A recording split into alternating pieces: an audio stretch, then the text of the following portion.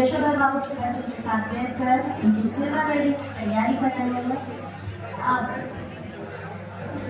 आपस में उनकी चर्चा पूरी हो चुकी है, शायद उनकी योजनाएं बन चुकी हैं और अब आगे का दृश्य आनंद है।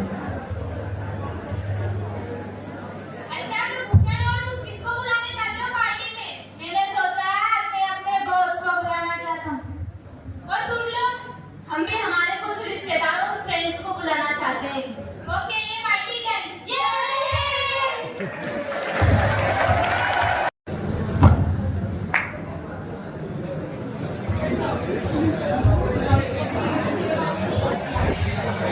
पापा चलो केक काट लो।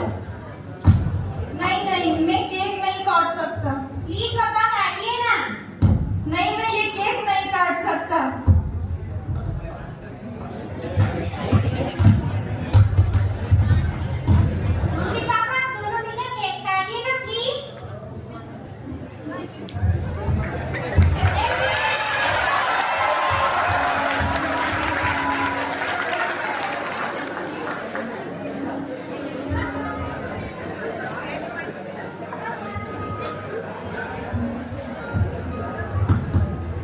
पापा थोड़ा सा केक खा लीजिए।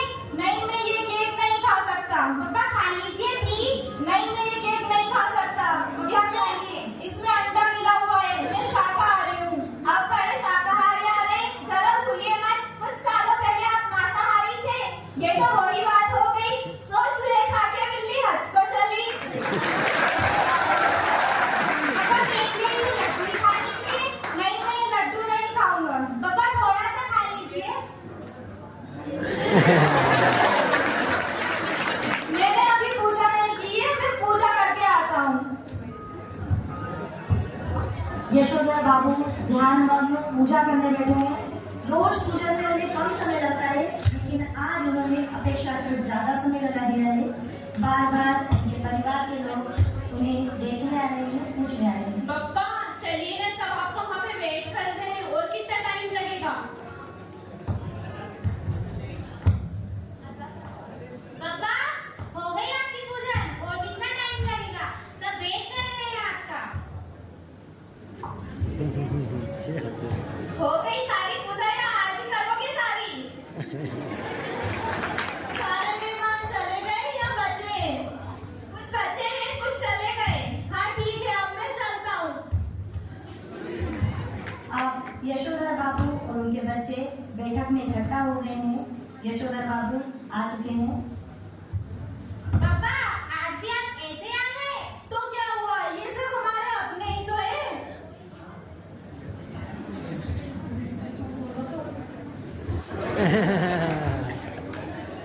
ये उपहार कौन भूले जा रहा है? ये सब आप ही के लिए तो है पापा।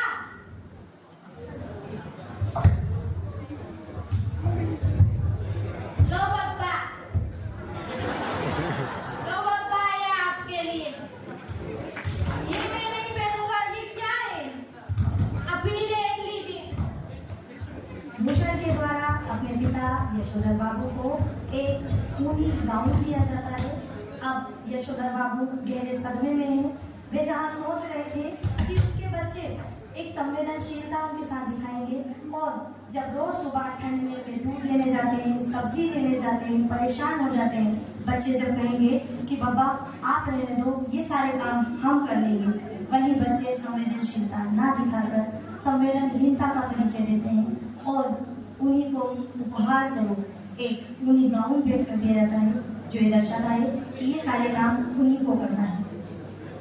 ये संवेदनात्मक एक कहानी आपके सामने प्रस्तुत